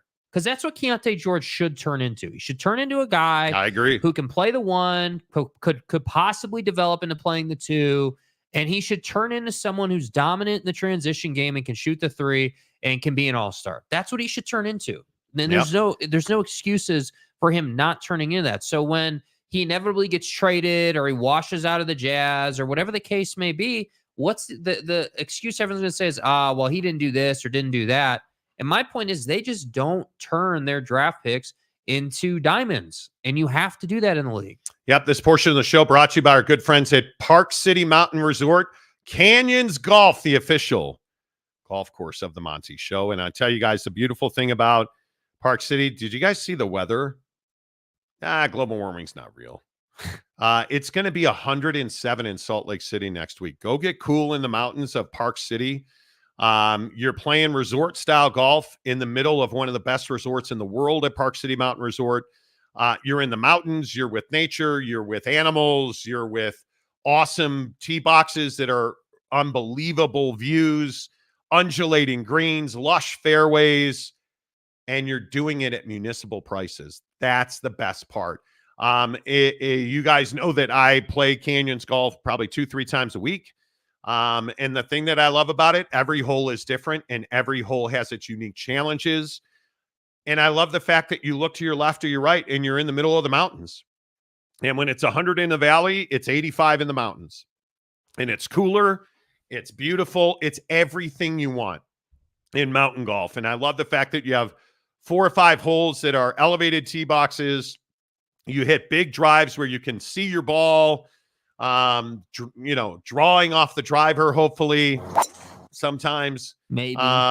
It's just a great resort experience at Park City Mountain Resort, which is where you find Canyons Golf. Find them online. You can book your online tee times. And the best part is if you become a pass holder at Park City Mountain, at Canyons Golf, at Park City Mountain Resort Canyons Golf, you get a monthly tournament. You get member events. All of it is priced so perfectly that the value is, you're getting 2-to-1 value essentially, because you get these great golf carts with super accurate GPS. If you're somebody that hasn't invested in something like a rangefinder, a laser for your distances, their cart GPS is incredibly accurate. It's just a really good golf experience at Canyons Golf in Park City. Hook it up. Make sure you tell them you heard about it on the Monty Show. Let's get a couple more in here because I do want to get to the Dallas Cowboys. Boyd Lake, the SEO king of America. No, you ain't from Texas, but Texas wants you anyway. Well, there you go. Yeah, I don't think it's I don't think it's that much cheaper to live in Texas than it is California. Listen, the value play of Texas is very clear, which is, and again, whether you're Klay Thompson or your average Joe, right? Like the value proposition is not that it's that much cheaper to live there. The value proposition is you can own a home on land there because you can afford to buy the house and the piece of property based on the way the tax system is set up and the money is set up in Texas. That's the value proposition. I'm telling you guys, I don't care what state you're looking at. The government's going to get paid. Like, don't be confused. Okay, it's no income tax. Well, you're paying tax over here. You're paying tax over there. Like they're getting paid. So just don't get confused by that. And one of the things I love yesterday on the show, people were like, well, hey, Monty, they build that tax into your mortgage payment. Doesn't matter. You never see it. So you don't care about having a higher mortgage payment. So what do you mean you never, your mortgage payment's higher because the property tax is higher. So it's not, anyway. We did this whole thing yesterday. Boyd Lake, any news on what's going on with Utah State football? Look, it's very simple, man. Obviously, you guys have all seen the statement that was put out by the school. If you're paying attention, you saw what Blake Anderson's attorney said. And I just don't think we can have a conversation about it yet because we don't know what happened. We don't know who did what or didn't do this or did that. Like, we don't know. All we know is that Blake Anderson is on administrative leave with the intent to terminate, and so are a couple of his staff members. And, that's tough. It is alleged that there were assaults against females covered up, and Blake Anderson is allegedly paying a price for that. I don't think any of us know the truth. I think we're going to have multiple lawsuits out of this, and it's just going to be a matter of time before the details and the detailed allegations come out. I'm not comfortable talking about somebody being accused of fostering an environment of sexual assault. Like, that's heinous. Dude. There's got to be hard evidence of that. And frankly, Blake Anderson denies it. So I'm not going to make an opinion or a value judgment against Blake Anderson until we have all the information. It's an ugly situation at Utah State. There's no doubt. Brandon Butler working out at 5 a.m. right now sucks. Can't do the road work in 100 plus. No, you can't. No, you can't. Do you have to watch out for bears? Well, hopefully. You see moose. You see deers. All kinds of ground animals. All kinds of squirrels and foxes. Yeah. UW fan Jim. Hate to side with James, but here, let me side with James. Property taxes are based on property values. Texas property values are so poor that a higher rate is still less than a lower rate on high value property. And that may be the case. But we broke it down by payment yesterday. But you're still going to pay the money. So, I love you, bro. I'm not trying to make this personal. You can lie to yourself that way to make yourself feel better, but you're still going to pay the government what they are owed. So if it makes you feel better to say, well, the property taxes are higher, and so you're paying less than you would in California or wherever other state, okay, cool. Maybe on that line item, but you pull the P&L sheet out, and all of a sudden, well, what do you know? you're right in the same ballpark as you would be in California because of all the other stuff that's taxed. So we can tell ourselves a story, but the reality is you're still going to be paying. You're 1,000% going to pay the IRS. You're 1,000% going to pay your state taxes, and you're 1,000% going to pay any HOA or organizational body that affects your home property. You're going to do that, man. That's going to happen. Understand that Texas is 29th in cost of living, 48th in opportunity. There's all kinds of metrics. Is it cheaper to live there than California? It is. It is. There's no doubt that the cost of living in California is expensive. But Clay already lived in California, and California is not easy to afford. They're 50th in the nation in affordability. So, but also look at the lifestyle. This is what I think Clay is really saying with his choice. Hey, I look forward to a little bit slower lifestyle, right? Where, hey, I'm hooping and I'm doing my thing with the Mavericks, but then I can go back to the house and have this big ass backyard and this big ass property, and I can do what I want to do rather than living in the Bay Area, which quite frankly is crowded, it's busy, it's loud, like it's a different lifestyle. That's busy. The value proposition in Texas. Maury Alvarez says, I'm smoking a brisket for the 4th. It's going to be epic. I leave for Utah on Monday. Nice. Go, dude. Nice. Stepanik. My brother paid $350,000 for his property in Leander, Texas. It's a corner lot. They built $1 million homes down the street. Nice. And to your point, that's what's great about Texas, is that you can afford land. And there is land available. And there's no state income tax. Okay, great. But there are other taxes. It's a beat-up story. Yeah. It is a beat-up story. Good morning. Welcome to the Monty Show. Hour number 2, as always, presented by The Advocates at theadvocates.com. The biggest stories in sports this morning. LeBron James signing a 2-year, $104 million contract with the Lakers. We'll see what he is willing to do to keep them under the luxury tax apron. Multiple aprons, because they need to go and make a deal. And our sources have told us that the Bulls and the Lakers are engaged on DeMar DeRozan. The Lakers and Bulls have talked about the Bulls' willingness to do a sign-and trade to facilitate a move for DeMar DeRozan, and it seems like they're willing to do that. Can the Lakers get that done? We'll see. The latest on Lauri Markkanen is that I think it is down to, based on people I have spoken to, the Spurs and the Warriors. I think we are at a 70-30 percentage that the Jazz will trade Lauri Markkanen. There are significant difficulties with his extension because, remember, if the Jazz extend him, they cannot trade him for 6 months. He is not eligible for an extension until August 6th. And I would also remind you, 6 months at that point very likely puts them at or beyond the NBA trade deadline. So if Lauri Markkanen signs a renegotiated deal and extends with the Jazz, it's going to be very difficult for him to get traded before the trade deadline. In fact, it would be impossible. So there are a lot of factors at play, but I am told point blank the Warriors will not trade Jonathan Kuminga to get Lauri Markkanen. It would be, I agree. I don't think they should do that. The current asking price is a minimum of 4 first-round picks, which the Warriors do have. I was told yesterday that one of the interesting parts of this conversation is, can the Warriors find a third team to get Andrew Wiggins involved in a deal that would allow them the cap space to extend Lauri Markkanen? Because one of the other things I think that the Warriors are hesitant to do is to take on Lauri Markkanen, give up multiple first-round picks and talent on a 1-year rental. But I think the other problem is that Lauri Markkanen knows if he's a rental, he is going to leave tens of millions of dollars sitting on the table, because he at that point won't be eligible for the top maximum extension unless he renegotiates his deal to then make him eligible for a larger extension. Because I believe the number's $34 million.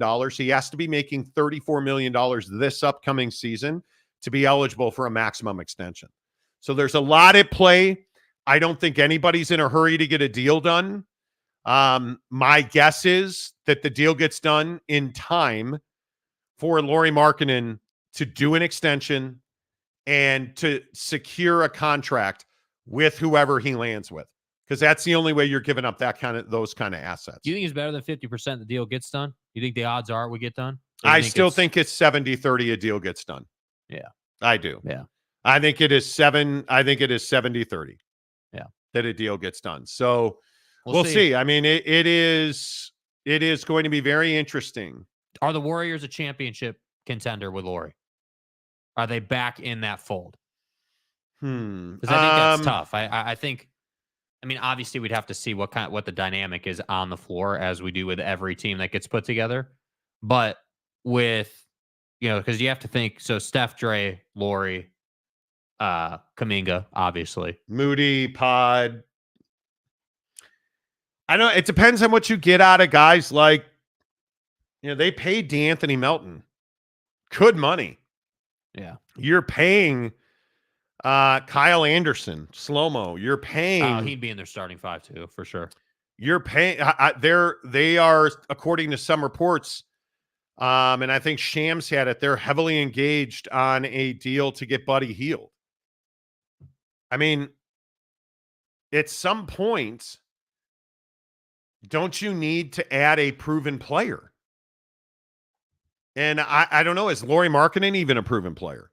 Oh, I think well, I guess, what's proven mean? I mean, I think you know what you're getting with Lauri. I think he's not somebody that you're like, well, is he going to show up tonight or not? Like, I think he shows up pretty regularly. Like, there are very few nights where Lauri's just terrible and, you're not going to get much out of him. I think that, and even because of his size, being as tall as he is and as strong as he is, he's able to impact the game in multiple ways. Yeah, we'll see. I mean, their active cap is $167 million for Golden State. Man. I mean, they need to move Andrew Wiggins. If this deal's going to work, they've got to move Andrew Wiggins. There's just no other way to do it, in my opinion. If you're going to extend Lauri Markkanen, you've got to move Andrew Wiggins. It has to happen. There's no doubt. Eric and Raleigh, with Lauri, yes, the Warriors are a top 3 team in the West. What do you make of the Clippers at this point? I mean, they're another group that, how motivated is Kawhi Leonard? He doesn't seem all that motivated. Like, I don't know. I mean, obviously, now that PG's gone, he's going to have a much bigger, responsibility in the offense. But I have to say that the glaring difference between the Clippers and the Warriors is the Warriors obviously have a championship pedigree to their organization. Well, and you have a historically good player in Steph Curry. Yeah. I don't know that Kawhi Leonard's that dude anymore. I truly don't. I mean, the guy just cannot stay on the floor. Yeah. And so I look at James Harden. I'll take it to my grave. I'll die on the hill. James Harden is still an elite basketball player. But I don't know that he's a championship player. And I think that's two different things right now. And I think that guys like Kawhi to me just feels like he's good. He was fulfilled with the one championship he won. And that's it. Like, what do you do with Russ? What do you do with, I mean, I like the Derek Jones Jr. and Batum signings, but those are not put you over the top guys, because I don't know that you have enough firepower, because you can't count on Kawhi Leonard. Yeah. So, I mean, again, I still maintain, if I look at the West, where do the Lakers fit in the West? I mean, I look at, Anthony Davis, LeBron James, and obviously they'd like to trade D'Lo. And I think that's the deal that gets the DeMar DeRozan. That's the guy that gets the DeMar DeRozan contract done. Mm-hmm. D'Lo is on an expiring deal at $18 million. Rui Hachimura is another guy that you're probably going to wind up moving. I mean, if there are so many scenarios for them that put them right at the top of the West. I mean, right at the top of the West. But you've got to make a deal. And if DeMar DeRozan's that guy, I think the Lakers have a real chance. A real chance. The Nye guy, Danny, he loves his first-round picks. Yes, he does. In 2035. No, I don't think they are championship teams. Memphis, OKC, Minnesota, and Denver are still above them with Lauri. Memphis is a great question. What is Memphis? I don't know. Can Josh stay on the floor? And I'm being serious. Can he stay out of trouble? Because that dude has simply disappeared. Minnesota's gotta make a move too. I don't believe Karl Anthony Towns has a flip ton of money left. Rudy Gobert has 2 years and about $90 million left. Anthony Edwards, Jaden McDaniels. I think those are the two guys you can absolutely not trade. Yeah. Anthony Edwards and Jaden McDaniels, I think. I don't know what you get out of Mike Conley, but I mean, you're paying him nothing. I think they're paying him 10 a year. That's a good roster. They've got to make a move because I don't know. Are you going to extend Rudy Gobert? Yeah, that's a great question. Because right now I don't know that you do. That's what I was thinking when you're like, hey, he's got 2 years and $45 million a year, bro. That is when that contract is up. If you're a prospective team, or even if you're the Wolves, you're not interested in paying him that much money. But the problem is now he's used to making that much money, so he's not going to want to make less. So he's not going to be on your team. Yeah, yeah, we'll see. For certain, we'll see. Kawhi was never that guy. Yes, he was. Yeah, he was. Dude. He's got multiple championships. That shot in Toronto. Kawhi was that guy. There's no doubt. Yeah. The Big Blue Horse says the average person has zero clue of the vast layers of hidden taxes that total the numbers you see for income and property or even sales tax. Jake is 1,000% right. The government gets paid. Period. Yeah. Period. Yeah.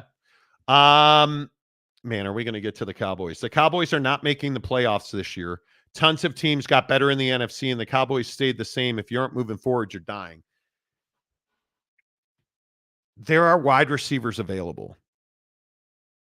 The minute you pay CeeDee Lamb, I think that guy becomes invisible. And I know that there is a raging debate about who in the Dallas Cowboys should get paid first. It's Dak Prescott. You pay your best player on offense and your best player on defense, and that is Dak Prescott, and that is Micah Parsons. And I just think in the NFL, you either have a quarterback or you don't. And you can't afford to let a guy like Dak walk. And this is what I said about Tua. This is what I said about Trevor Lawrence. This is what I said about Daniel Jones. Like all the mid-tier guys who maybe have a bunch of talent but haven't won anything in their career. Kirk Cousins. It's better to have a quarterback and be able to function than not have a quarterback at all and be terrible. So you're going to pay these guys. So yeah, you're going to pay Dak. You're going to pay Micah. And the wide receiver situation is the same conversation we've been having for a decade since Tom Brady took less money and made dudes like Chris Hogan, who nobody has any idea where that dude went. He made that dude's career. That's what Dak has to do. That's what all the great quarterbacks have to do. It's what Pat Mahomes does that Josh Allen doesn't. It's what Pat Mahomes does that many quarterbacks in the league just simply can't do. And that's what separates the greats from the average guys. Yeah, we'll see. We'll see. Everyone needs a smile. Can you explain how over-the-cap teams can extend Lauri? I was under the impression they'd only have early bird rights, which severely limit extension money. Well, you have to create space. You have to create space to extend Lauri Markkanen. And if you look at the Warriors situation, the only way you do that is by trading $26 million worth of Andrew Wiggins. You have to have your own cap space to extend a guy. And the problem for Lauri Markkanen is he needs to be renegotiated for this coming season so he is eligible for the largest extension. Like the rules in the CBA say, and forgive me, I don't know the exact number, but I believe you have to be making $34 million to be eligible for the $40 million plus extension. And he is not. He's making 18. Yeah. So you need to renegotiate his deal for this coming season and then extend him. And the Jazz have done that. They recently did it with Jordan Clarkson. So we'll see. Kawhi has won 2 championships. He was that guy. Yeah. There's no question he was that dude. Yeah, there's no doubt about it. Would Miles Bridges make the Clippers serious contenders again? Miles Bridges has a scarlet letter because of the domestic violence situation. I don't know what that looks like. He still, he can still contribute at a high level. He's going to be in the starting 5, and he's injured, and we'll see. I don't know. I don't know that you can count on him. That's the issue. That awkward guy. Can we just get rid of Dak Prescott already? We have hit the limit with him. Okay, so who are you going to replace him with? Man, he's an elite. Name sounds like a great player. He's an elite quarterback.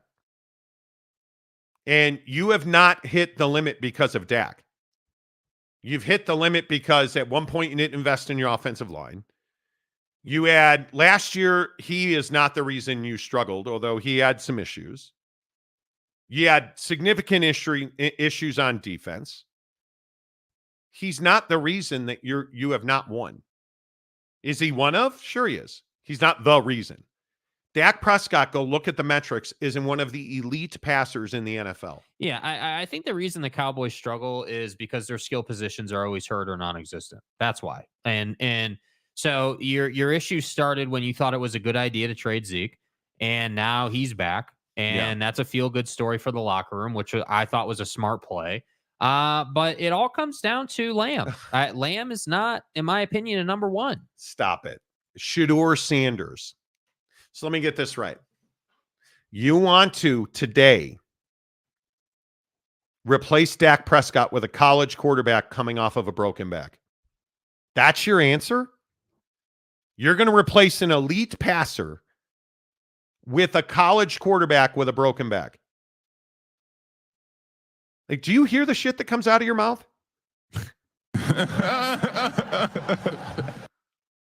Let that sink in. That you want to replace Dak Prescott with a college quarterback coming off of a broken back. Bro, what are you talking about? That's the stuff where I'm just like, sometimes you just, what's the drop? Sometimes you just say shit. I broke my back. Like, I don't understand where you even, what in your mind, how much hallucinogens have you done today? Sometimes I think I just say shit. Sample what comes out of my mouth. You want to replace a arguably top 5 quarterback in the NFL with a college quarterback who's coming off of a broken back. And you wonder why you're not an NFL general. That's one of the dumbest things I have ever heard. That is one of the worst comments we have ever had on this show. Oh, dear. Oh, my. That's one of the dumbest things I've ever heard. Unbelievable. The Nye guy. The Cowboys will suck until they get rid of Poltergeist 2 old man owner. That I totally agree with. Until that bag of bones Jerry Jones is gone, they're not going to win. Mr. Oversalt My McGriddle doesn't own the team anymore, you're not doing anything. Fat Jesus, the Cowboys need to trade Dak for Kyler Murray, signed Cardinal fans. Oh, what a loser. Do we need to play the Dak or game? Dak or Daniel Jones? Dak or Russell? Like, you guys, like. Dak or Dad Bod God Russell Wilson? Dak or Tua Tagovailoa? Dak. Come on. Dak or Jared Goff? Dak or Brock Purdy? Yeah, take Brock. Dak or Patrick Mahomes? Pat. Dak or Josh Allen? Dak or Jordan Love? Dak or CJ Stroud? Closer, but still Dak. Dak or Baker Mayfield? Dak or Trevor Lawrence? Dak or Matthew Stafford? Sam Howell, Derek Carr, Jalen Hurts, Lamar Jackson. Suck a dick! You're not trading him! Like, what are you doing? What are you doing? Like, like. Anyway. Dak or your mom? Hey, come on, guy. I like. Anyway, Sean Mirzinski, hello. Dak is good. The only thing with him is the fact that when it matters most, he crumbles. He has to this point. I agree.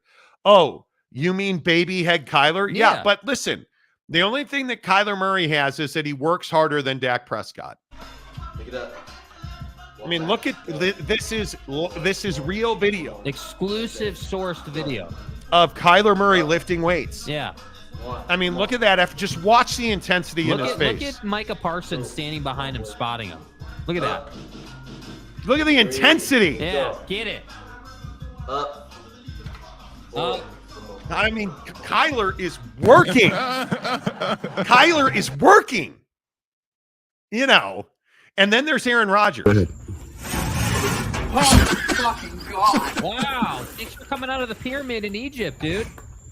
Aaron Rodgers back with the Jets. Look at that Kelly Green Jet practice. That's live Aaron Rodgers. Thank you. He's back with the. Okay. Okay. You wouldn't trade Dak for CJ Stroud. Not after 1 year, I wouldn't. No. And I think CJ Stroud's great, but that was 1 year. Yeah. 1 year. I need more than that. People seem to forget that there's a baseline with Dak. Like, I don't disagree the guy's crumbled in the playoffs. But let's not sell short the value of a 4,000 to 5,000 yard passer, dude. Like, let's not forget that. Nobody gives Dak the credit he deserves. And you're the starting quarterback of the Dallas Cowboys. Totally get it. Do you understand that Dak Prescott threw for 4,500 yards, played 17 games, 36 touchdowns, 9 interceptions? Which is a massive improvement. And he was sacked 39 times, you prick. He was sacked 39 times. Back is broken. Do you understand? Do you understand? In his, 8 years he's played, he's been sacked 235 times. 235 times. Damn. He's rated 99. In 8 years, he's thrown for 29,459 yards, 200 touchdowns, 74 interceptions. I'm for real. Stop. Like, Buddy can play, bro. Like, I just am amazed. I am amazed that how many people in Dallas got played by Jordan Love. So let me get this right. Dak Prescott is now a safety in a corner. And he's the safety in the corner that blew the assignment? Okay. And he's a wide receiver apparently too, because he hit CeeDee Lamb in the hands, which turned into an interception. And as you can see, I'm going through some shit right now. Good point. You should cut that. Maybe Shedeur can just quit college and. Yeah. Anyway. Scott of Greywater Watch. Dak or Jordan Love? I'm taking Dak. Yeah. Breaking news. Dak traded to the Utah Jazz for Lauri Markkanen. A lot. Man. Wow. UW fan Jim. I would only trade Dak for Allen if the Cowboys threw in a first-round pick. There you go. That's what I'm saying. But that first-round pick's in like 2035, obviously. Cowboy fans are so delusional. I think the bigger question in SMU country is, do you extend CeeDee Lamb? Because we all know that SMU owns Dallas. That's right. It says it on the front of their jerseys. Right. I'm taking Micah Parsons and Dak Prescott long before I'm taking CeeDee Lamb and his mom, who comments stupidity. Why are we not talking about CeeDee Lamb not catching that pass in the playoffs? Should be. If Dak disappeared, are you telling me CeeDee Lamb didn't disappear? Come on, man. Come on. Hit him in the hands. Stepanek, Dak would win championships in Kansas City. I would win a championship in Kansas City. Trade CD to my Saints. A lot of people who think that you could trade CeeDee Lamb. I don't think so, but Fetch Dallas Bronco fan will take Dak, man. That would be nice. Okay, I don't know what you just said. I don't know what that means. Technically, yes, he is the one throwing the ball, partially his fault, but I'm just playing devil's advocate. Technically, no. The ball hits CeeDee Lamb not on one hand, two hands. And he dropped it for a first down. By the way. Yeah, by the way. Is it Dak's fault that CeeDee Lamb broke that route off 2 yards short of a first down on the catch he did make?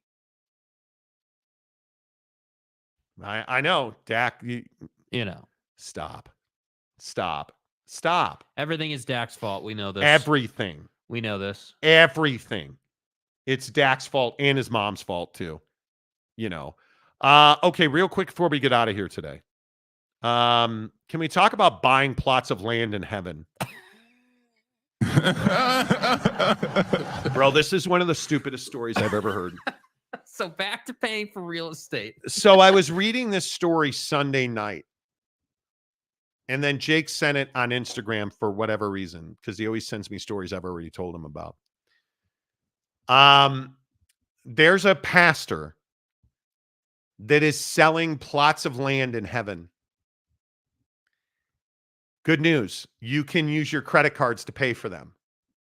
And he takes Google and Apple Pay as well. And just so you know, he says he talked to God about it, and God has directly authorized him to sell plots of land in heaven. In God's name, image, and likeness. Can anybody send me a link to sign up? I mean, I don't know God how. bless. I'm going to need a corner lot, because if I'm building a house in heaven, I'm bringing the hose with me. How stupid are people? Because apparently he has sold plots of land in heaven. And this is in Mexico. You know, our favorite vacation destination to put your head in a burlap sack. Right, yeah. Selling plots of land in heaven for $100 a square foot. Pastor says he spoke to God. He was granted permission to do this. They've collected thousands of dollars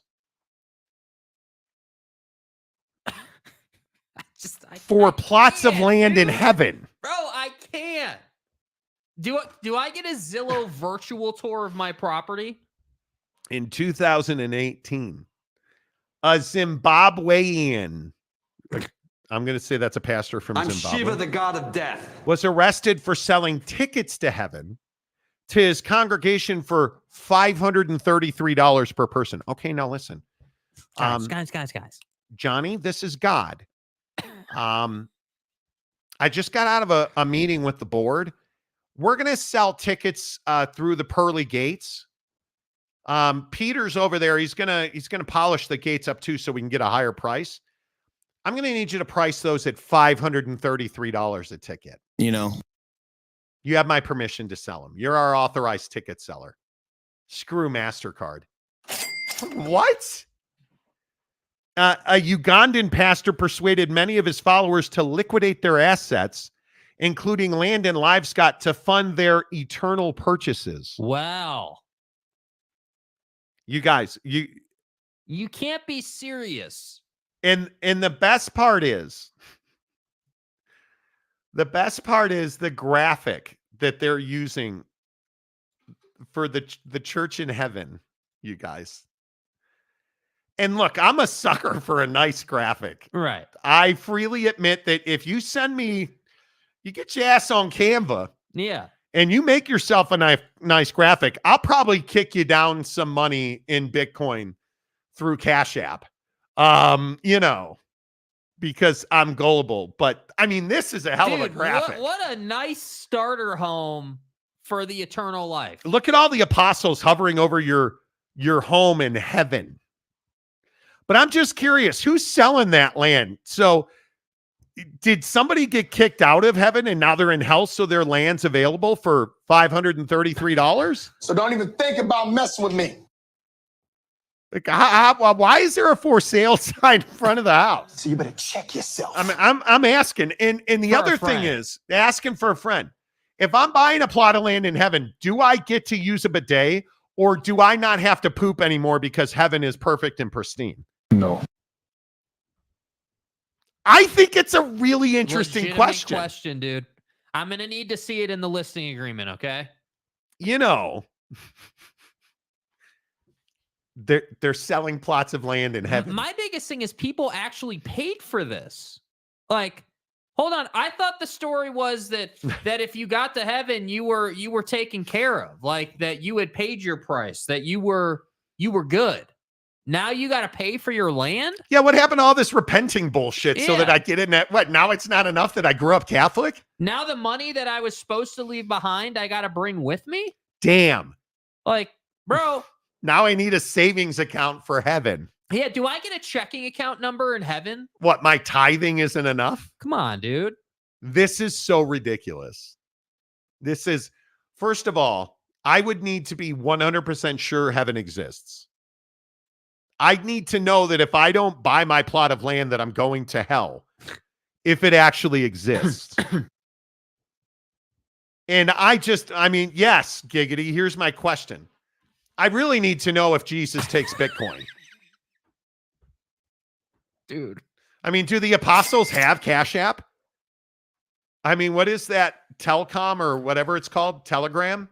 Mm-hmm. Do they have Telegram so I can send them my Bitcoin? Encrypted payment. I mean, maybe we can just do this over Facebook Messenger. Yeah. That'd be a hell of a lot easier. Do we get listings for plots of land in heaven on Facebook Marketplace? Can I go and check it out real quick? I can't believe people are this stupid. That's where Aaron Rodgers was. He was checking out his new plot of land. That's why he wasn't at minicamp. That's why he wasn't at OTAs. He had to go check out the afterlife, okay, bro. You can't tell me Aaron Rodgers is getting into heaven. Not after what he did to Olivia Munn. Bro. I'm sorry. Nice. You know, bro. I don't know how people fall for this. Repeatedly. What would it take for you to buy a plot of land in heaven? I'm serious. I'm serious. What? Yeah. Yeah. What about capital gains taxes? Can I sell my plot of land down the road? Is it more expensive to live in the eternal heaven situation or to live in Texas? Because as far as I'm concerned, they're pretty close. Now, the cool thing about this is they actually have a pay over time. Oh, payment plans. Is that purgatory? Well, you haven't paid off your plot of land up here in heaven. Come on, let's go, Schleprock. Yeah, you guys are going to have to chill down there in purgatory until you work off this payment plan, boy. Otherwise known as Oak State James's life, purgatory. Yeah. Who is? They legitimately have a pay-as-you-go plan. So if you're on a payment plan, and I'm asking for a friend again, if I finance my plot of land in heaven, do I have to pay mortgage insurance? Just a question. And what if, and I know God's got a plan, what if I get hit by a bus tomorrow? The answer is yes. Does my family inherit my plot of land in heaven? I need to know this stuff. And by the way, if I get a plot of land in heaven, do I still have to tithe in addition to my payment plan? And do I get me a private jet to go to heaven? How far is heaven from here? Am I Jamie Foxx? Do I have to walk down the tunnel? Can I further stipulate in the real estate purchase contract for my plot of land in heaven? Can I stipulate a painless death? No redos. I'm just asking. Also asking, if I buy a plot of land in heaven, does it guarantee me entry no matter what? Can I stipulate that no matter what, if I kick puppies every day for the rest of my life, that I still get into heaven? God bless. Just if I take the Lord's name in vain, do I still get into heaven? These are legitimate concerns. Yeah. Real legitimate concerns. Here's a question. If I use my American Express card, do I get the miles for buying a plot in heaven?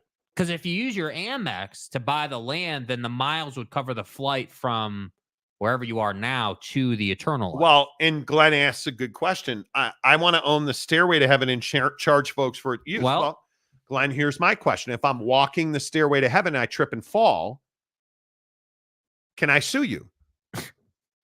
Or are you covered by eternal damnation? It really hit me. I need to know the answers to these questions. We're in a control position. Before I invest in real estate in heaven. Wouldn't it be called fake estate? But wait, here's the other question. Is this different than buying land in the metaverse next to Snoop Dogg? Because I thought that was heaven. Excellent question. I thought that was heaven. I don't know. I think these are all. Did you guys see Meta folded their goggle program, their Vision Pro program? Fucking idiots. Glad you bought that piece of land in the metaverse, Slick. Ooh, update from Giggity. I heard sources. There's no income tax in heaven, but now I'm questioning that. Okay, listen. We're gonna roll your real estate, your real estate tax into your payment plan, but there's no income tax here in heaven. So the bread and the blood of Christ, absolutely free. Okay, we're socialist up here in heaven. So we're going to give you the bread and the blood of Christ, no questions, and you get full health insurance. No personal income tax. Now, I understand you're buying real estate up here in the crib, but my guy Jesus, he's the son of a Jewish carpenter. Yeah. He's going to personally build your home for you. You can pick out the tile. Okay. His mom, she's a lovely lady, Mary. She's going to pick out your wallpaper, and you're not going to have much say about it. It's going to have doves and shit on it, and it's really going to be nice. But, Yeah. So that's how simple it is. And the final question, I'm not trying to be an asshole about it. Are you going to disclose the HOA fees before I buy the land? Because you and I both know that we're going to have crops on our land in heaven. Who's going to pay for the water on that? Does the HOA cover keeping the clouds around my property? Do I get landscaping services through my HOA? And furthermore, who's going to cover roof repairs? I need to know this. I need to see the HOA disclosure docs. And I'm going to have to see the covenants of the HOA before I would ever agree to this. Yeah. Because I'm telling you right now, if the Mormons are still going to come knock on my door in heaven, I'm not fucking doing it. Don't you know who I am? Right? I mean, I need my hooly hooly chicken to be. Do you know what hooly hooly chicken means? I want it. Chicken that's turned. It's called rotisserie chicken. Anyway, just thought I'd inform you guys of that. If the missionaries are still going to knock on my door in heaven, I'm not doing it. I want my peace in privacy in heaven. Right now, I know that all of another question. Can I pleasure myself in heaven? I'm so bricked up right now. I mean, it is heaven, isn't it? Right? Like his cock. Because from what I understand, every woman in heaven looks like a yoga chick. Well, I need a dick. I need to know. These are questions that I need answers to. Macaque. Because if I'm working the forearm and the Mormons come to the front door, The cock. now we got to move to soaking and quaking. And I don't, from what I understand, I was told by my real estate agent, right? The Apostle Mark told me, he's my realtor in heaven. Right. The Apostle Mark told me that soaking and quaking is against the CC&Rs and the HOA in heaven. Holden Middick. Another question. Would the Apostle Mark make commission on that sale? And is that negotiable? It's another question. Yeah. Well, in Fat Jesus, can't park your RV in the driveway in heaven. Yeah. See, that's a problem. Giggity. I plan on plowing in heaven, but not for crops.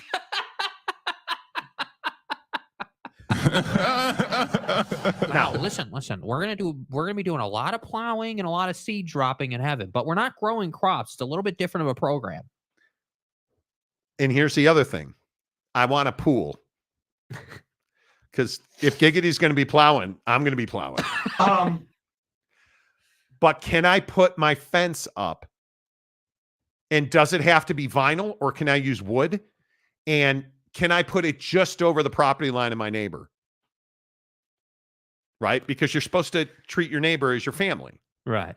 So I steal from my family all the time. You know. Right. These are all valid questions. You know, if everyone is healthy, OKC and the Celtics are in the NBA Finals. All right, Mesh. Well, why are you not, Mesh? Why are you not talking about Luka? I thought that was your guy. If the chicken is turning on a roller, isn't it called? Never mind. Exactly right. Okay. Do we have highly processed meats like hot dogs with fecal matter on them in heaven? Is there a QT or? That's a great question, dude. You know, these are all things that I need to know. Now that we're all assuredly going to hell. Right.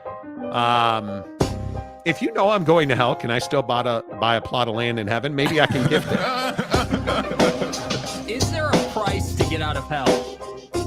Hell! The Monty Show presented by... There you go. Presented by The Advocates. TheAdvocates.com. Until Monday, say goodbye, Jay.